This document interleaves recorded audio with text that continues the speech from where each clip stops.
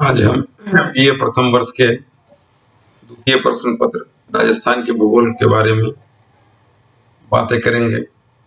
आज हम राजस्थान के वन संपदा के बारे में बात करने वाले हैं।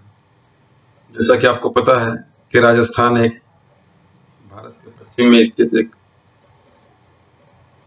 राज्य है जहां पर बारिश की मात्रा कम पाई जाती है और वनस्पति को कहा जाता है ये जलवायु का आईना होता है। यहाँ शुष्क जलवायु क्षेत्र है राजस्थान का, यहाँ बारिश कम होती है, इसलिए यहाँ पर देश के अन्य राज्यों की तुलना में वन कम पाए जाते हैं। ठीक है, केवल अरावली के दक्षिण पूर्वी राजस्थान में वन पाए जाते हैं। राजस्थान में लगभग 3 लाख वर्ग किलोमीटर में यानी कि 9.54% भूभाग पर वन पाया जाता है।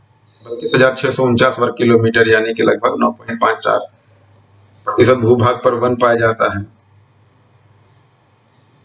ठीक है, यहाँ पर केवल 72 वर्ग किलोमीटर जिसका कुल क्षेत्रफल का 0.002 है, यहाँ पर सघन वन पाए जाते हैं।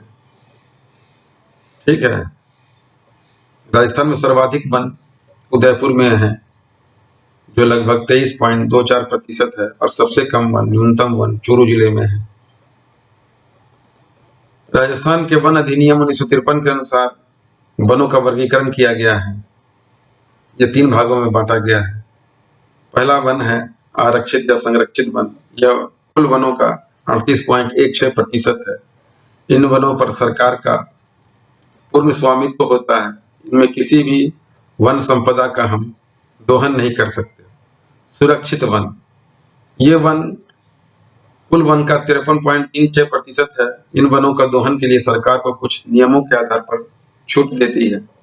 अवर्गीकृत वन, यह कुल वनों का 8.48% है।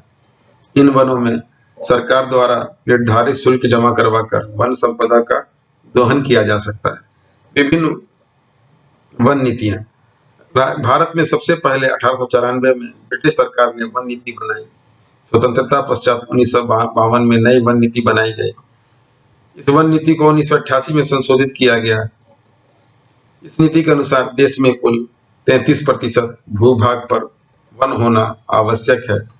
यह पहाड़ों के लिए अलग है और मैदानों के लिए अलग है। मैदानों में 1/3% भाग में वन होना चाहिए, भूभाग में वन होना चाहिए, जबकि पहाड़ों पर यह 2/3 भागों में वन का होना आवश्यक है। राजस्थान में कुल मुख्यतः 4 प्रकार के वन पाए जाते हैं। पहला है शुष्क सागवान वन। ये वन बांसवाड़ा, चित्तौड़गढ़, प्रतापगढ़, उदयपुर और कोटा, बारां में मिलते हैं। ठीक है, इस वनों में सागवान मुख्य वृक्ष है। यह कुल वनों का 7% है। इन वनों में बरगद, आम, तेंदू, गूलर, महुआ, साल और खैर के वृक्ष मिलते हैं। शुष्क पतझड़ वन, ये वन उदयपुर, राजसमंद, चित्तौड़गढ़, भीलवाड़ा, सवाई माधोपुर व बूंदी में मिलते हैं। यह कुल वनों का 27% है। इस वनों में आम, कैर, ढाक, बांस, जामुन, नीम आदि के वृक्ष मिलते हैं। उष्णकटिबंधीय कांटेदार वन, यह वन पश्चिमी राजस्थान के जोधपुर, बीकानेर, जालोर, सीकर व झुंझुनू में मिलते हैं। यह कुल वनों का 65% है। इन वनों में बबूल, खेजड़ी, केर, बेर आदि वृक्ष मिलते हैं। उष्णकटिबंधीय सदाबहार वन, ये वन केवल माउंट आबू के चारों तरफ ही पाए जाते हैं। ये सघन वन वर्ष भर हरे भरे रहते हैं। इन वनों का क्षेत्रफल मात्र 0.4% है। इन वनों में आम, ढाक, जामुन, शिरीष आदि के वृक्ष मिलते हैं। राजस्थान में वन संपदा, जैसे कि राजस्थान में महुआ का जो पेड़ है वो डूंगरपुर, उदयपुर, चित्तौड़गढ़ और झालावाड़ में मिलता है। बांस जो है बांसवाड़ा, चित्तौड़गढ़, उदयपुर और सिरोही में मिलता है। तेंदू का पत्ता उदयपुर, चित्तौड़गढ़, बारा, कोटा, बूंदी, बांसवाड़ा। खस भरतपुर, सवाई माधोपुर, टोंक में पाया जाता है। राजस्थान के वानिकी कार्यक्रम, अरावली वृक्षारोपण योजना। अरावली को हरा भरा करने के लिए जापान सरकार के सहयोग से 1992 में यह परियोजना 10 जिलों में लागू की गई थी। मरुस्थल वृक्षारोपण योजना, मरुस्थल क्षेत्र के विस्तार को रोकने के लिए 1978 में 10 जिलों में चलाई गई थी। यह परियोजना केंद्र और राज्य सरकार की भागीदारी 75 और 25% है। वानिकी विकास कार्यक्रम वर्ष 1995-96 में 2002 तक जापान सरकार के सहयोग से यह कार्यक्रम 15 गैर मरुस्थलीय जिलों में चलाया गया।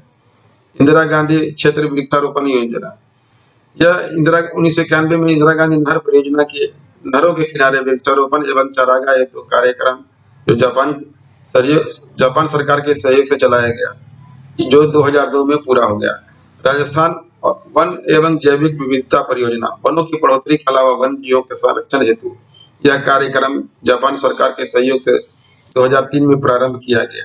इन कार्यक्रमों के अलावा सामाजिक वानिकी योजना 85-86, जनता वन योजना 1996, ग्रामीण वनीकरण समृद्धि योजना 2001-2 एवं नई परियोजना आदिवासी क्षेत्रों में वनों को बढ़ाने हेतु हरित राजस्थान 2009 अन्य वनीकरण के कार्यक्रम हैं। राजस्थान से में कुछ वनों से जुड़े हुए जो तथ्य हैं वो आपको ध्यान रखिए। राजस्थान में सर्वाधिक थोकड़ा के वन हैं।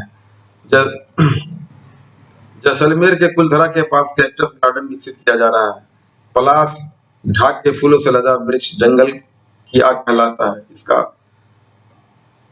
ठीक है, जोधपुर में देश का पहला मरु वनस्पतिक उद्यान मचिया सफारी पार्क में स्थापित किया जा रहा है। इसमें मरु प्रदेश की प्राकृतिक वनस्पति को संरक्षित किया जाएगा। शेखावटी क्षेत्र में घास के मैदान को बीड़ कहलाते हैं। कुमुट, पैर, सांगरी, काचरी व बूंदा के फूल यहाँ पे उगाए जाते हैं। केंद्र सरकार के मरुस्थली रोकने के लिए 1952 में मरु वृक्षारोपण शोध केंद्र की स्थापना जोधपुर में की गई, जिसका नाम आफरी है। शुष्क वन अनुसंधान संस्थान भी जोधपुर में और काजरी स्थापित किया गया। राजसमंद जिले के खमनौर व देलवाड़ा क्षेत्र में चंदन के वन है। जोधपुर जिले के खेजड़ेली गांव में 1730 में बिश्नोई समाज के द्वारा 363 स्त्री पुरुषों ने इमरती देवी बिश्नोई के नेतृत्व में अपने प्राणों की आहुति दी थी। अमृता देवी बिश्नोई के नेतृत्व इनकी स्मृति में खेजड़ेली गांव में भाद्रपद शुक्ल दशमी को मेला लगता है। वन संरक्षण, वन अनुसंधान, वन वानिकी एवं वानिकी लेखन में उत्कृष्ट कार्य करने हेतु वाले व्यक्ति या संस्था को 1994-95 में अमृता देवी स्मृति पुरस्कार का प्रारंभ किया गया। पाली जिले के सोजा सिटी में पर्यावरण पार्क विकसित किया जा रहा है। खेजड़ी को रेगिस्तान का कल्प वृक्ष कहते हैं। इसे राज्य का वृक्ष घोषित किया गया है। इसकी पत्तियों में जो इसमें जो फल लगता है उसको सांगरी कहते हैं। रोहिड़ा को मरुस्थल का सागवान, राजस्थान की मरु शोभा और मारवाड़ का टीका कहते हैं। इसमें केसरिया फूल आते हैं।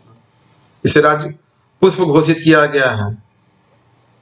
ठीक है, तो इस तरह से हमने आज राजस्थान के वनों के बारे में अध्ययन किया। धन्यवाद।